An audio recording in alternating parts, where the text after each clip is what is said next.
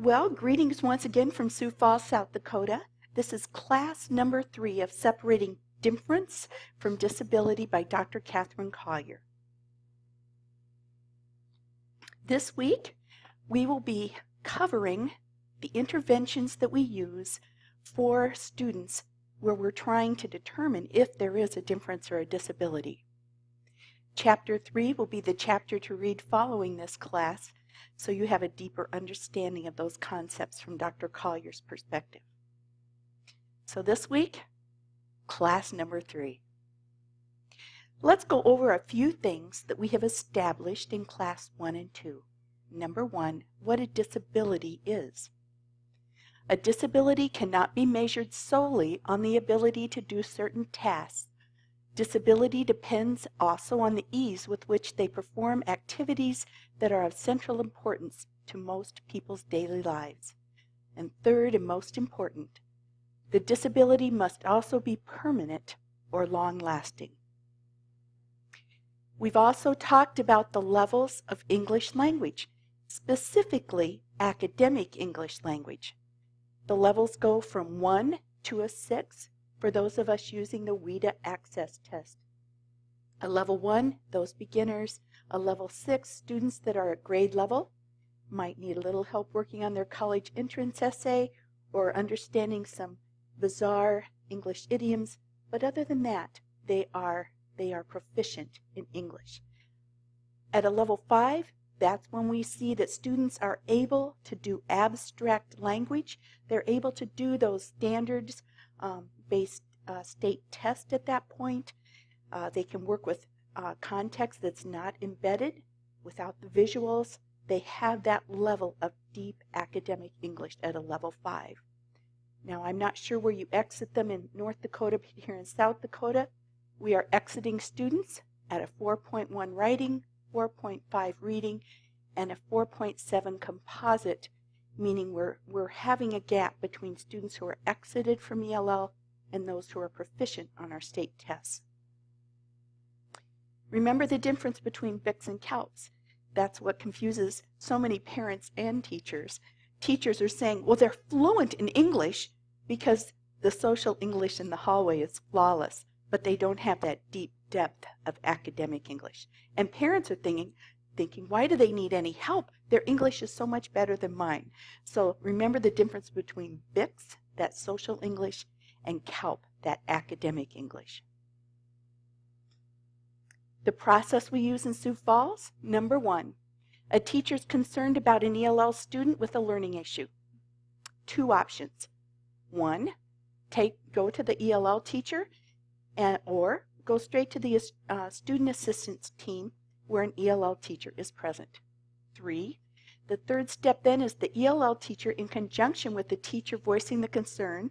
If it's not the ELL teacher herself or himself, then they fill out that Sociocultural Checklist, or they fill out an AQS form and do the calculations to determine if there is a statistical indication of a difference or disability. The next step, the ELL teacher and the teacher do a Sociocultural Checklist to determine which interventions to use with the students for 3 to 6 weeks. After 3 to 6 weeks of interventions and monitoring by the teacher, they fill out a prioritization of intervention documentation form. They present that then to the student assistance team, and if those interventions have been successful, they continue those on. If they've been successful, but they are so intense and cumbersome that the teacher cannot maintain those long term, or if the interventions did not make much of an impact on the situation or condition that brought the student to the team, at that point then there's usually a referral for a formal special education evaluation. Let's remember when we talk about that acculturation quick screen, what that is. We said all of us are born with basics of being human. Most of us have 2 ears, 2 eyes, a nose, a mouth, 5 senses. Beyond that, the next step is enculturation, the way we learn to interpret the world through our caregivers, the language we speak, the food we eat, the clothes we wear. all those kinds of things. Acculturation is that next step then. It is the adaptation to a new culture, a new language, etc. And then the individual is what our students experience, where they have one culture at home and one culture at school, and the teacher doesn't fully understand that home culture, and the home culture doesn't fully understand that school culture. So that student is in a unique position. They have an individual third culture, which is different than either their parent or teacher understand. Acculturation, the process of adaptation and integration into a new cultural environment, or as I call it, the chaos of moving. Remember, our goal on the acculturation grid is integration, so that home culture is valued and the new culture is valued, and there's balance. Resiliency, we talked about, is the ability of an individual, family, or community to withstand and rebound from adversity. Resiliency research is the study of how some students adapt despite stressors in their lives, and they manage to adapt and in some cases thrive. Resiliencies are assets that can be both external, things other people provide, and internal, things that developed within the children themselves. We looked at the 4 major components of students who are resilient. Number 1, social competence, the ability to establish and sustain positive communication, compassion, and empathy. 2, resourcefulness, the ability to critically, creatively, and reflectively make decisions to seek help from others, and to recognize alternative ways to solve problems and resolve conflicts. 3, autonomy, the ability to act independently and exert some control over others engaged in risky or dysfunctional behaviors. To see that friend that's acting out and go, you know what, I'm not going to act like that. He's not modeling the right thing. I'm going to choose to do what I know is right. And 4, a sense of purpose, the ability to foresee a bright future for oneself, to be optimistic and aspire to educational and personal achievement. So we know that over 2/3 of students develop that sort of resiliency, but it's that other third that have been through such trauma. There are some missing pieces, and we'll work at what we need to do for those interventions to help them build up that resiliency. Remember the difference between the 2 sets of students. Resilient students had a more positive perception of their teachers, their classroom environment, and their own reading ability. They need that positive relationship with the teacher, a sense of belonging in the classroom. 2, resilient students are more likely to speak their home language outside the classroom. They're not ashamed of that. They value that. And at home, they use that. And their parents expect them to use it. They're able to talk with relatives who might live in another country. Number 3, resilient students tended to use stronger learning strategies for reading, such as retelling a story in their own words or outlining the main points. Again, those are strategies that we can teach and have them practice. Remember, the study suggested that a student's educational resiliency can be upgraded by instructional strategies that help foster close relationships, build social and academic competencies, value diversity, and provide other necessary support. So we talked last week, and you have that in your notes, the things we need to do to foster resiliency.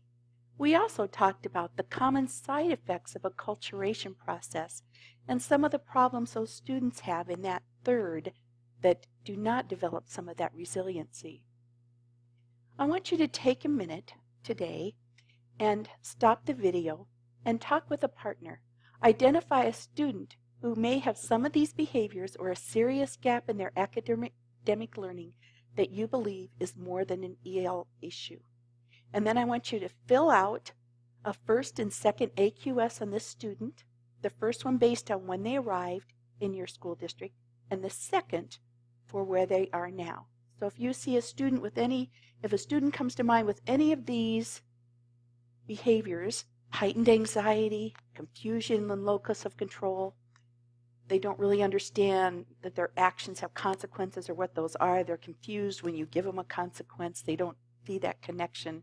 Withdrawal, silence, unresponsiveness, response fatigue, code switching, going back and forth between home language and school language and English. Distractibility, resistance to change, very hard to transition from one activity to another. Disorientation, stress-related behaviors. So take a minute and fill out that AQS. You should have this form as it's adapted for the West Fargo School District. So let's work through each of those. So stop the video and just take time, work through each of those and talk through it.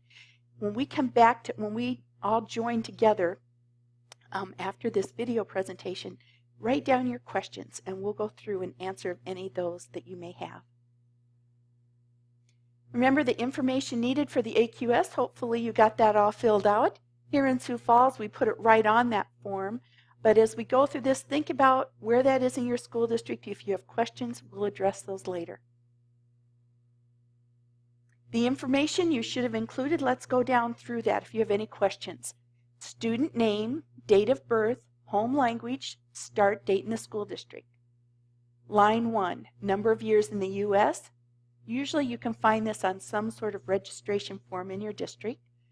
Line 2, number of years in the school district. You can find this, we find this on our in the CUME folder, but you'll have to discuss where you find it there in West Fargo. Number 3, time in the ELL or bilingual education program. Line 4, home language proficiency.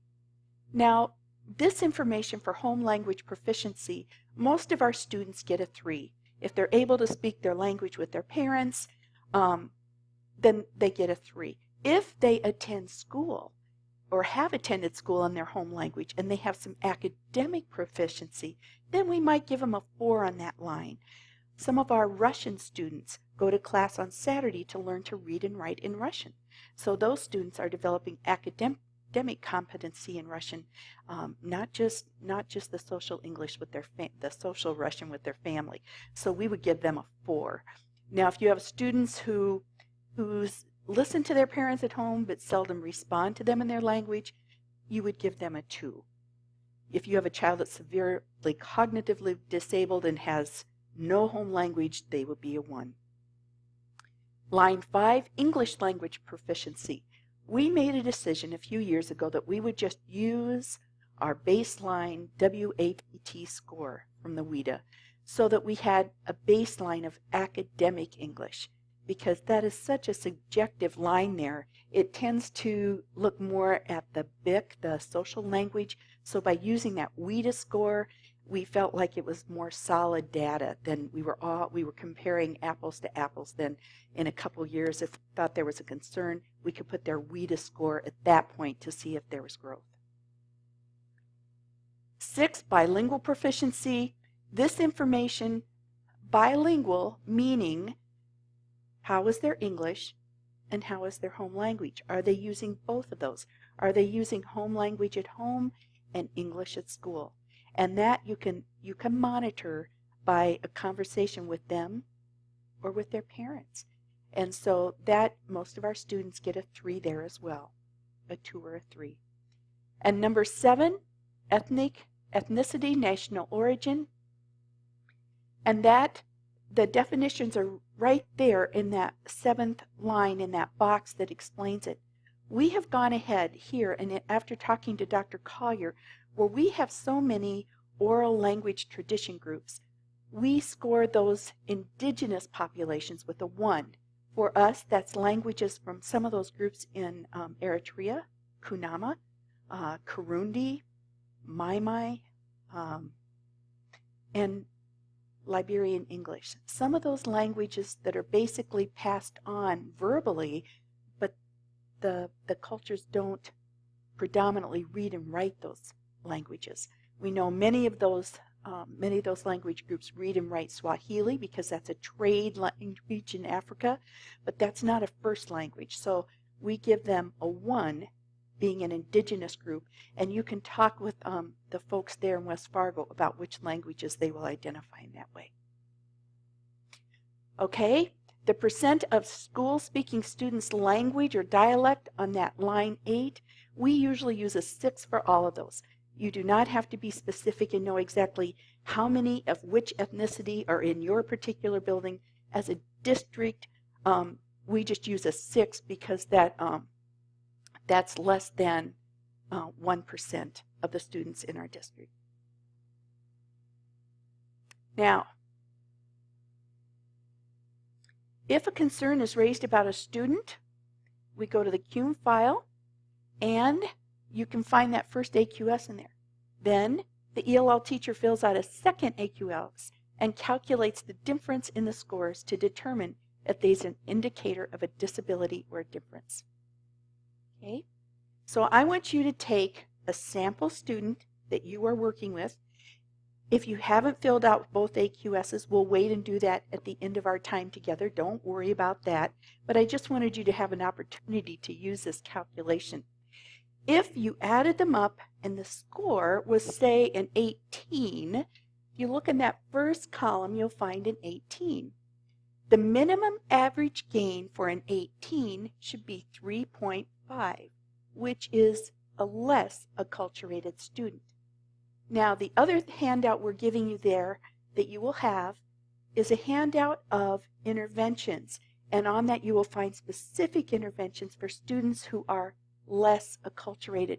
We'll have them for every category of that acculturation. Okay, so you've got that 18, and you've got the minimum gain of 3.5. Now let me show you what to do with it next. Next, okay, well, baseline score of 17, we'll use that one. You just figure out this calculation on that form that you will have. If there are 2 years between the AQS, times the minimum gain, which we said for 18 and 17 both is 3.5, 2 times 3.5 equals 7, the normal gain expected. Now, if the current AQS is 23 and the baseline was 17, the difference is a 6. That's the point gain achieved. So the achieved is 6 over the expected, which is 7. If the student is acculturating at a normal rate, achieved divided by expected should equal 1. The numbers should be the same. If the achieved score is less than the expected score, then something is depressing the rate of acculturation. This could be inadequate or inappropriate instruction or the presence of an unidentified disability and needs further evaluation. If the achieved score is greater than the expected score, then the student is making better than average progress in acculturating.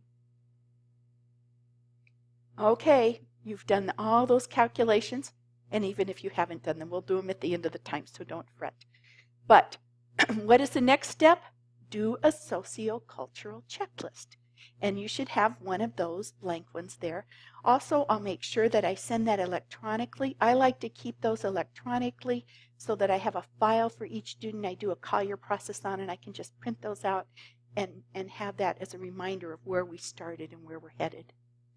So this will help determine the sociocultural factors in need of intervention. It's also helpful to have both the teacher who brought the concern and the ELL teacher work together to do that checklist. This is what it looks like, and hopefully you'll have that in front of you. On the sociocultural checklist, there are 5 areas that are evaluated to determine where the intervention should be made. Area number 1 is the acculturation level up at the top. The second one is the cognitive learning style.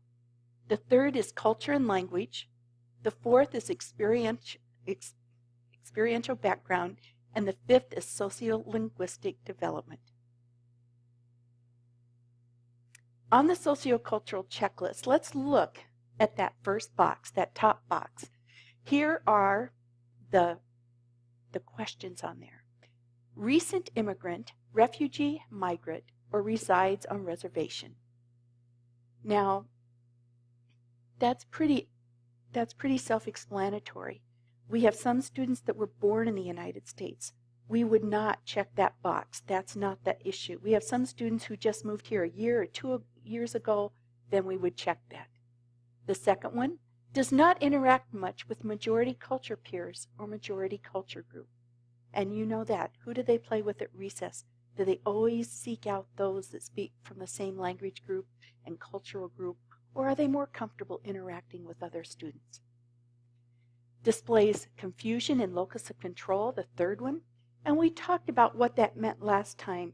That whole sense that they have an exterior locus of control maybe, and they don't associate their behaviors with the consequences. So they're not clear on cause and effect. You've told them, you've given them a choice, they've made a poor choice, they experience a consequence, and they act surprised by it. They don't understand why you did that. They're not connecting those dots. They don't connect their behavior with the consequences. So that's confusion and locus of control. They feel powerless and invisible, and like somebody on the outside is controlling all these things. They have no influence over those things. The fourth one displays heightened stress or anxiety in cross-cultural interactions, more comfortable with their peers from the same cultural group, and get a little anxious when they're in situations where they have to do things they're unfamiliar with. The fifth one, oral expression, contains considerable code switching, might be going back and forth from home language to English. I had an amazing teaching professional that I worked with, an educational professional in Wisconsin and at the high school level. And Pedro was an amazing man, and he helped so many students. But we would be having a conversation, and right in the middle of the conversation, he would just switch. He'd say, pero, and he'd switch right into Spanish. And pretty soon I'd have to say, Pedro, Inglés, por favor. Oh, yes. Code switching, going back and forth. And the sixth one expresses or displays sense of isolation or alienation in cross-cultural interactions. Are they able to play at recess, or do they kind of sit by themselves? Are they able to interact when you have small group interactions, or do they shut down? How are they? How do they feel isolated, or do they feel a part of things? Okay, then you put at the bottom the total out of 6. So if you checked 1 out of 6, then you check 1. If you check 5, you put 5 out of 6. And we'll show you what to do with that later. Let's go on to the next one. The next box down on that sociocultural checklist is cognitive learning style. So the first one, few cognitive learning strategies appropriate to the classroom. Cognitive learning style different or inappropriate in relation to teacher's instructional style.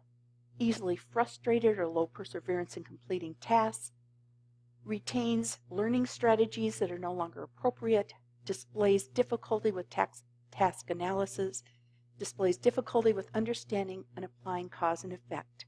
So we'll talk more about the interventions to use for these, but basically you've got a student that whenever you give them something, they shake their head, they're maybe eager to get started, but they don't know what to do, and they get off task, or they get distracted, and they're not quite sure what to do. Or they might have their hand up all the time, trying to, what did you mean? What do I do? But some of these things, difficulty in understanding what you're really asking them to do. We'll talk more. The third area, culture and language, comes from non-English speaking home. Now you know that. If you've had parent-teacher conferences, you had to figure out whether you need to interpret or not. And if you didn't need one after the conference, you may have realized, yes, I really did need an interpreter. Second one comes from a culture or ethnic group different from mainstream America. And for most of our families who qualify for ELL, that is usually true. Family emphasis, support of family or community over individual effort. For many, many, many of our cultures, they come from a culture that prioritizes the needs of the family, the needs of the community over the needs of the individual. Here in America, we are such an individualized culture, we just assume that the world thinks that way, that people have the freedom to make choices and do what they want and go where they want and marry who they want. But for many of these cultural groups, you marry the person that's been arranged for you to marry. You choose the profession your parents have chosen for you. You choose what's best for the family and the group. You don't just, what do you want to be? There's not that sense of individuality, the freedom of individual choice. You must consider what's good for my group, what's good for my family. One of the precious things you'll see when you work with some of the children, one of the ways you can know is when you pass something out to a treat or something to the kids, these are the kids that will often look around and make sure that everybody has some before they would enjoy it, to make sure it's fair and that everybody has it, that it's equal, that they don't want to just take it for themselves, and they want to make sure everyone is included in that sense of community. Comes from non-English speaking geographic area. Those are our recent refugees or folks living in an area where another language is spoken most of the time, even within the United States. Has culturally appropriate behaviors that are different from expectations of mainstream. Now this is where you've got to watch out. We assume that people have the same assumptions we do, but as you get to know the parents and the family culture, they may be doing things that are appropriate in their culture, but are not in the school culture. So has culturally appropriate behaviors that are different from expectations at school. And one of the ways to figure this out is to go to a church or a religious service of the students you go to, if you are welcome or if you are invited. And this really helped me because I went to a Liberian church service, and oh my goodness, it was so different. And I began to see the cultural norm in that Liberian culture. You know, when we bow in prayer for congregational prayer, usually one person leads that prayer and we bow our heads silently.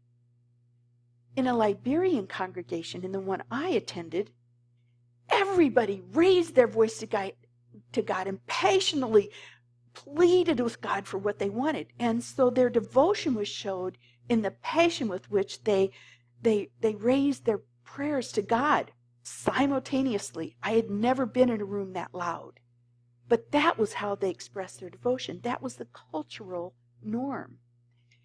There were lots of other things about that, but it helped me understand some of the responses of the children that I saw in the classroom. And the last one, there is no support in the home for bilingual and bicultural development. Now, I think we have to be careful with this because I don't know of hardly any of our parents who don't want their students to have a good future and they want things to be good for them at school. But a lot of times they have no cultural context for understanding what the expectations are in the educational environment in the United States. They may not understand the expectation that children are expected to read at night or to do certain things, to do homework.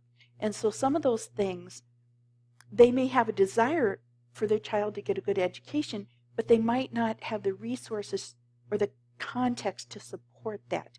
So that's something to become aware of as you get to know their parents. And once you can train the parents in that, they're usually very accommodating, but that's kind of a little cultural gap there oftentimes. Now let's look at the fourth area, experiential background.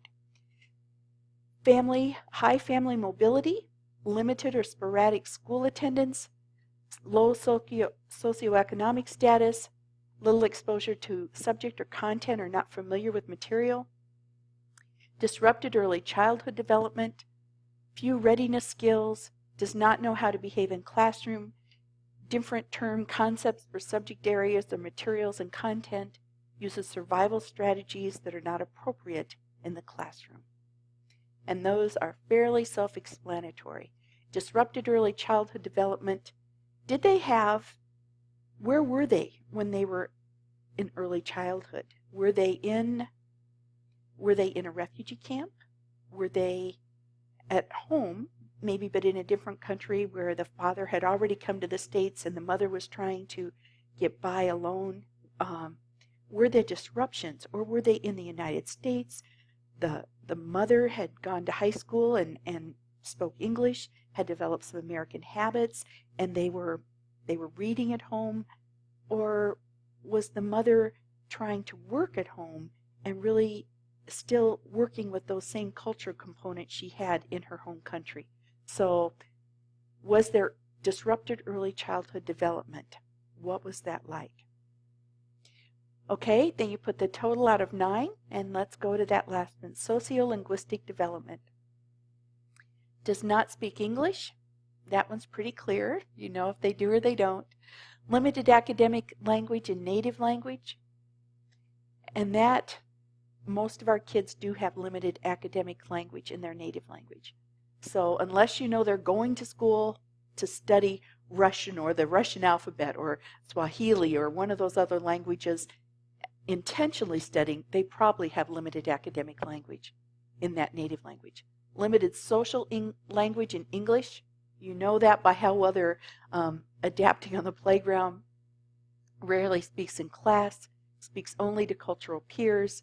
Limited academic language in English, and that applies to many of our students. Ask a peer for assistance in understanding if they have a peer that speaks that same language and is a bit farther along in that academic proficiency than they are, and appears to know English but cannot follow English directions in class.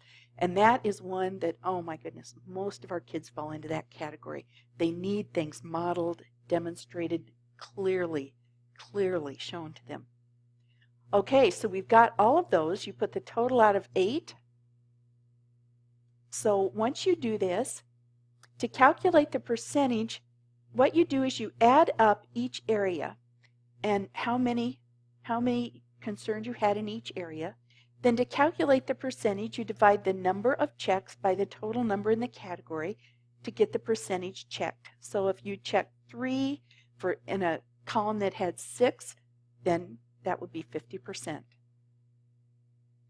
Anything greater than 40% needs attention. The higher the percentage, the greater the problem. Choose 3 interventions from the area of greatest need. So what are those 5 areas? Let's go over them again quickly. 1, acculturation. 2, cognitive learning styles.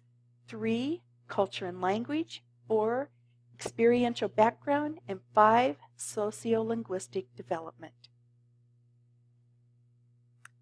Let's look now, we'll start to look at the interventions for each of these areas. As we do that, hopefully you've got a child or a student in mind that you are thinking of. So as you go back, look at that sociocultural checklist and begin to check off the things that are appropriate for that student. And as we go through these interventions, think about how you would use some of these interventions with the student that you're thinking about. So make sure you have a specific student that you're thinking about as we go through these interventions. Now, I want to mention, I'm just going to go through an explanation of each of these 5 areas and then a few interventions for each area. Dr. Collier has a book called RTI for Diverse Learners with more than 200 interventions. She also has a whole series that have interventions for behavior, interventions for literacy. She has intervention upon intervention. But we're going to start simply. And what we did, we took, in Sioux Falls, we took her interventions and I put them in a binder and I put tabs. So I have a tab for each category. So under acculturation, I would look under my acculturation tab and find those interventions. That is how I chose to organize it, so I would have both the explanation of that category and then the interventions she recommends for that category. So let's go briefly over that category and then we'll dig into those interventions. For acculturation, students with high resiliency and acculturation will benefit from programs that facilitate and honor their ability to walk in both cultures and to use both modes of communication. For students who need intervention in this area, Dr. Collier has divided the intervention into 3 focus areas that correspond to specific side effects of acculturation, the primary being behavioral needs. And then we'll talk later about the cognitive learning needs and the psychosocial needs. Basic interventions for behavioral needs. Number 1, if you have the resources in your area to provide this, cross-cultural counseling. A specialist with training in cross-cultural stress responses provides counseling and guidance, and this could be for the student or for the student and the family. We have a psychologist here in town who we worked out an arrangement with, who had done a great deal of work with our ELL students, and he put some of his interns in our classrooms to help with this counseling aspect. There are provisions in some areas where they do have funds available for counseling for families and these individuals. This is a big one because we are seeing that even though some of our students have been born in the States, the families have come from trauma themselves because of the violence in their home country, especially our refugee families.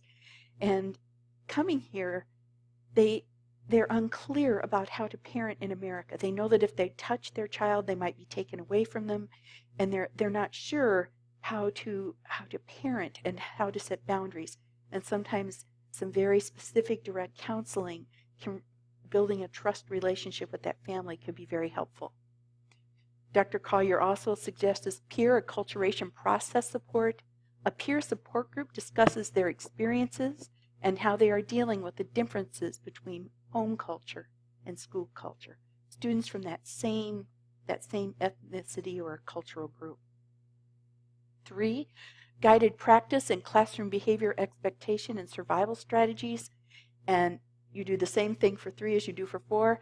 Guided practice in classroom behavior expectations and conflict management and survival strategies. So a peer or a specialist demonstrates how to act in a given school situation, explained maybe in their first language, and then each strategy is modeled. So whether it's just classroom expectations or maybe it's conflict management. I know some of the schools are going to the Boys Town model because there's specific, consistent language that's helpful for the students so they understand when this happens, I do this. And it's very consistent. But whatever it has to be, I know in some situations where we've had refugees that were very new to the country, we've actually hired an interpreter to come in the first week or 2 they were there to talk about classroom expectations and what happens when they do those things and what happens when they don't, because we're glad that they're there. We want them to feel welcome. And sometimes if that's communicated in that first language, they really hear us. But then we want them to understand these are the clear expectations. And we found with some of our students who had come from more violent situations, this was very helpful. And once they were clear, you could just see them breathe better and they responded well. Okay, so those are some of the top ones I recommend and that Dr. Collier recommends for that acculturation issue. Area 2, cognitive learning styles. Number 2, students with high resiliency and cognitive learning styles will benefit from classroom strategies that build upon their strengths and teachers who modify their teaching style to accommodate diverse cognitive learning styles within their classrooms.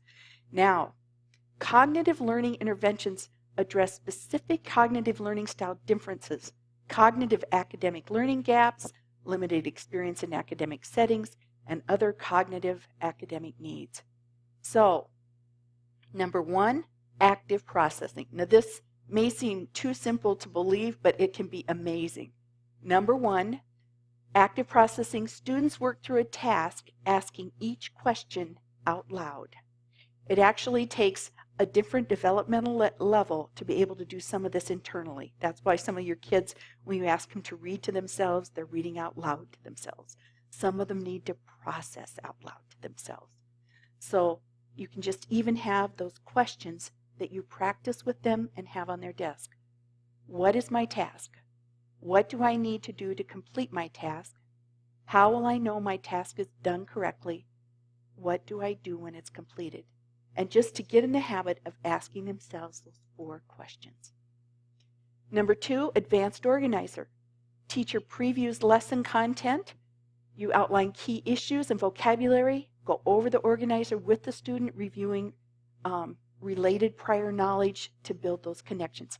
That's a lot what ELL teachers do when they're working with your students in your classrooms or when they're pulling them out. They're trying to connect them with their prior knowledge on that content in your classroom. Coping. Students identify specific problems they will address as a group. What is the problem? What is my action plan? Where can I go for help? Now that may seem simple. But it's important when kids are frustrated to stop and say, okay, what's the problem? I don't know what to do. Okay, don't know what to do? What's your action plan? What are you going to do to figure that? I'm going to ask my peer mentor that the teacher put right here. Okay, that's good. Where do you go for help? You go to a peer mentor, you raise your hand to the teacher. Where do you go to figure out? So number one, what is the problem? Helping kids have these simple strategies. You can even put those questions right on their desk and remind them to ask those questions. Or organization activity. Now this is just a one activity that you could do one time or once a week or whenever, and you can do it with all kids. It helps them to organize their thinking, but it's kind of fun. You give the students various objects to sort, and then whether it's, I think when we did this as teachers, Dr. Collier had us empty our purses out on a big sheet of paper, and then she asked us, okay, what elements go together and why?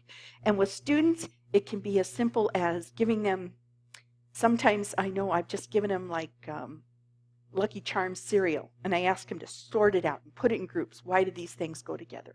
Or you can have all kinds of different objects that you can have them sort through and categorize. And just that categorizing helps them to order their mind and their thinking. And that's just a valuable exercise to help them start thinking in terms of grouping and categorizing objects, and then they can transfer that on to their learning. Area number 3, okay, on our sociocultural checklist, culture and language. Students with high resiliency in culture and language would benefit from programs that value and honor students' culture and language, and that use instructional strategies that facilitate sharing this knowledge, transferring and integrating skills from the home language and culture to the new language and cultures. Students who need intervention in this area need communication strategies to address specific language and cultural transition issues consistent with their level of social and academic English development. So let's look at the interventions Dr. Collier suggests. Number 1, role play in social and academic language development. So role play, if you have different situations where kids are not handling a transition well, you take the time, and this is what responsive classroom teaches as well. You take the time to talk about the expectation, you take the time to model it, you take the time to practice it. So lots of times when I have a child that is trying to go get something in the room and they run, then you simply stop and say, practice walking. Let's do that again. And you just take a minute, make sure they practice the appropriate behavior. So you role play it and you practice those things. Peer bilingual tutoring with peers who are proficient that can assist in their first language. And I do want to mention too, you do need to give some training to those students in how to be helpful. The first time I tried to do this without any training, the kids would just take the other student's paper and just do the work. I said, no, you don't do the work for them. You help them. And we had to talk specifically about then how to help them do their work rather than doing their work for them. So a little training involved there, but a really wonderful strategy. Number 3, academic language and instruction. Teachers clarify specific academic vocabulary and content areas, clarify directions and instructions. And this is where less is more. The lower the language level, the lower the number of strategies you use.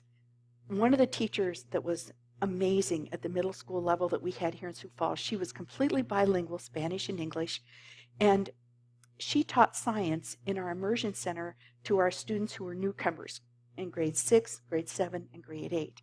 And what she would have them do, she would define the academic vocabulary they needed that week, and our goal was to teach grade level content standards adapted to their level of English. She would have them write out that academic vocabulary. Then she would have them put it in their home language to interpret it to a word that connected in their brain to home language. And this is where if you have some bilingual, if you have some dictionaries or glossaries or anything like that, it can be helpful. And so then she would have them put it in English and in home language. Then she'd have them write out the definition in English and then the definition in their home language. She'd have them draw a picture of it, and then she'd use a gesture that the whole class would use together. And she would do that for each term that she wanted them to learn that week. And she would do that the next week and the next week. She did that same strategy for every week of the quarter, because that way, once they became solid in the strategy, their focus was on the content and the process. Teachers who add a different strategy each week for kids with the lower language levels, they're fighting through the frustration of understanding the directions rather than focusing on the content. So it's important to lower the language level of the student, to give them very consistent strategies that they can become proficient in and then use over and over and over, so the focus is on content and competency with that strategy. So that's part of that academic language instruction and the guided practice and planned interaction. So it's important. We talked about peer or special, like demonstrate how to act in a given cultural situation and practice it. That goes along with role playing, the guided practice. 5 cross-cultural communication strategies. Teacher models communication expectation, how to listen, etc., and then practice. Okay, and that a very clear example is, how do you listen? So when we sit down with a group, depending on what that group is doing, my first thing would say, okay, where do you look when I'm talking to you? Oh, at me. Okay. Where do we look if Theone is talking? We look at her. We look at the person that we're talking to. Now that may seem really simple, but I'll tell you what, we have to explicitly teach all those different aspects of communication. Where do we look when a person is talking? How do we respond? How close do we stand to them if you're asking a question to a teacher? You stand right here, or do you maybe have a little space in America? Those different things, we just need to help them. We need to talk about them explicitly, demonstrate them, and model them. Or, what tone of voice do you use when you're working in the classroom? Sometimes just behaviors are nuts because they're so loud. And we have to model that and practice how loud we talk. I love the thing our school where I teach is using this year. We've got some different levels, 0 level, 1, 2, 3, and it's just wonderful because the kids, it's very clear practicing and modeling each level of voice. And then strategies for families. Now this is a fun one, very practical. Liaison or specialist identifies basic rules of social and formal interactions with the school. Parent may identify situations where they wish for assistance. Facilitators and parents discuss what's expected and discuss strategies for use.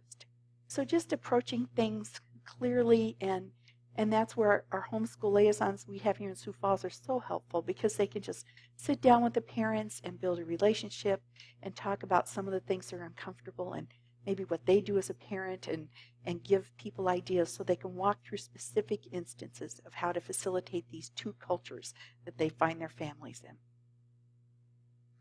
Area number 4, experiential background. Students with high resiliency and experiential background will benefit from techniques and strategies that build on their prior experiences and facilitate making connections and associations between the known and the unknown. Students who need intervention in this area may have specific gaps in prior school experience, differ in how they approach instruction, may not have a clear understanding of expectations in a formal academic setting, or have other academic needs. For those interventions, number 1, accountability. Establish rewards and consistencies for completion of work and appropriate behavior, ensuring that these rewards and consequences are consistently implemented.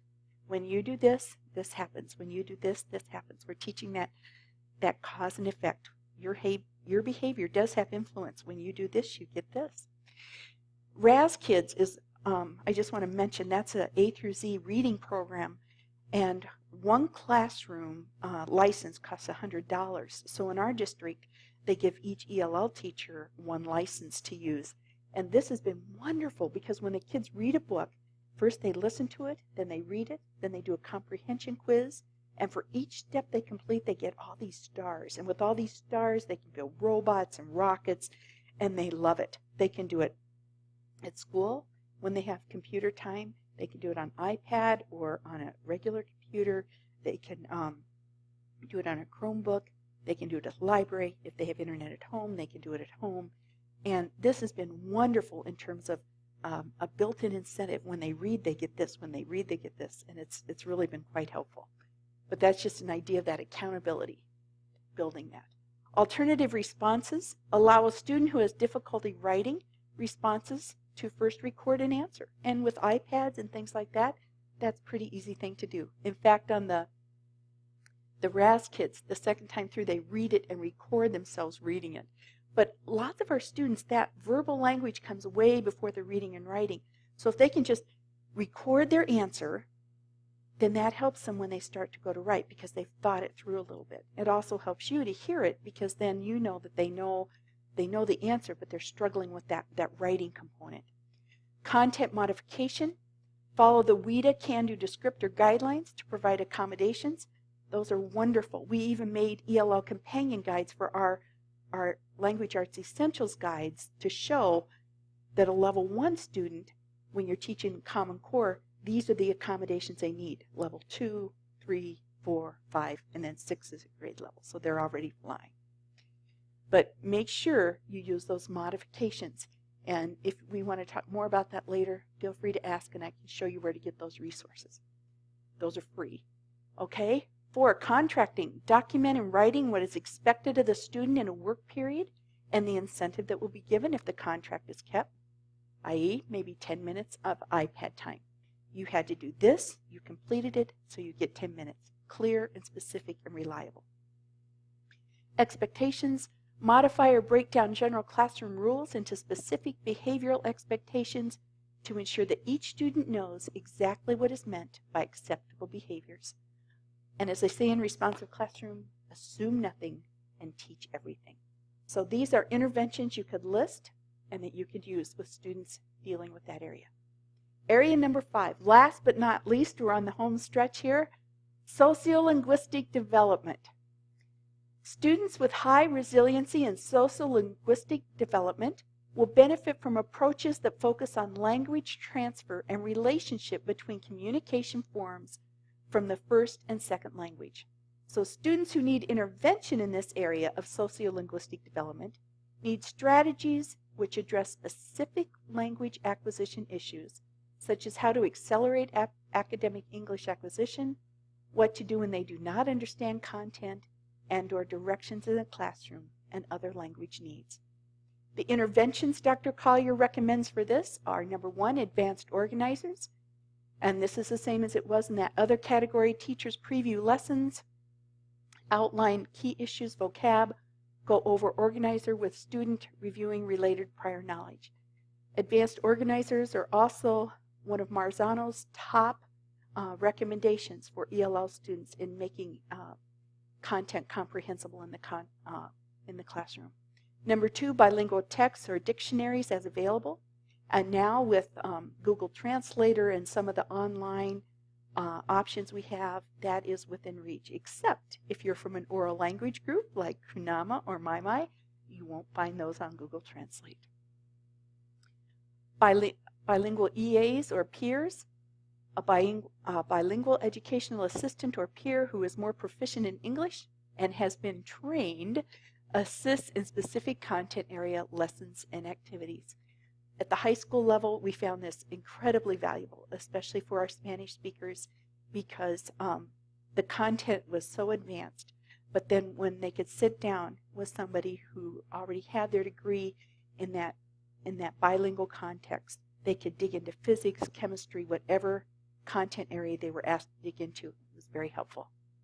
Context embedded. This is key. Teacher presents lesson with concrete physical models and demonstrations of both content and expected performance. Language is simplified and content focused. Students are encouraged to work in small groups. So context embedded means I have visuals, I have hands-on, it is clear what I am talking about. If I say 我要水, it doesn't matter if I say 我要水, or if I say it a million times or loud or slow. If you don't know what 我要水 means, how will that help? But if I say 我要水, what am I talking about? I'm saying I want a drink of water. We need to have context-embedded lessons. We need to have visuals, hands-on, concrete objects so students know what we are talking about. Number 5, demonstration and modeling. Teachers demonstrate the content of the lesson. A sample of the expected outcome is shown. Directions are written and clear. Just repeating the directions 5 times without having a sample of what's expected, those students aren't going to know what to do. I was surprised, even myself, when I stepped back, how much I'm telling them what to do, but I'm not showing them. And so it's important we have a model. Okay, this is our assignment. Number 1, do this. Number 2, do this. And give them something written that shows the steps so they can go back and develop that independency. But those are important strategies for sociolinguistic development. When you complete that, you're going to prioritize those on the prioritization and documentation form, which we'll talk about next week. Don't worry about that right now. Remember, after 3 to 6 weeks, after you've chosen those interventions, and you've done the AQS process, that's when you decide what the next step is. What we do here is we write a brief summary of the results and attach it to AQS 1 and 2, the rate of acculturation calculation form, the acculturation checklist, the prioritization and documentation form, and that becomes our process. Okay, next class we will talk about documentation and that prioritization form, how we document that, how we monitor that. So now, make sure you work with a partner at the end of this video and select the interventions to help in the area of greatest need. Think about that specific student and go through that sociocultural checklist, fill it out, and then figure out the interventions that you want to put in place for 3 to 6 weeks. And then we'll talk about that when we all come together. Thank you for hanging with us through those 5 categories of the sociocultural checklist. We'll see you next time.